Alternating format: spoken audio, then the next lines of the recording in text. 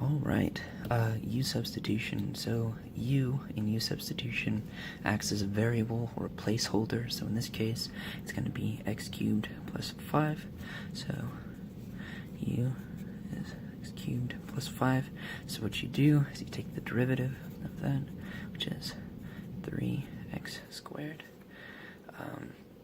And you notice that the coefficient of this matches that one, so you don't have to do anything to that. You just go into the next step, which is replacing this with u to the 7th, and then you integrate it. So you add, u to the 8th, because you add 1, divided by that, plus c, and then you can go ahead and put your u back into what you substituted u for. So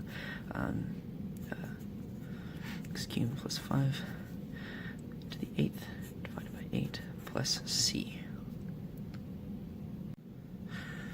Alright, so u sub for this one, for our u, it's going to be this one this time. It's going to be 1 minus x to the 4th, so minus x to the 4th. Now, if you take the derivative of that, you're going to get negative 3x, negative 4x cubed. So if you look at this coefficient, it does not match what we have left, so we're trying to get rid of that.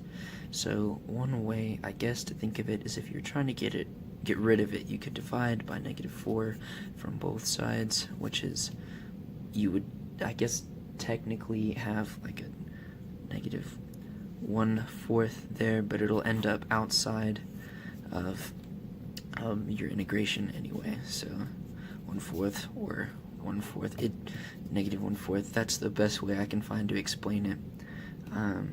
So anyway, you have that, and then when you have your u, since that's what you're substituting, it'll be 1, since we're done with this whole mess, over square root of u.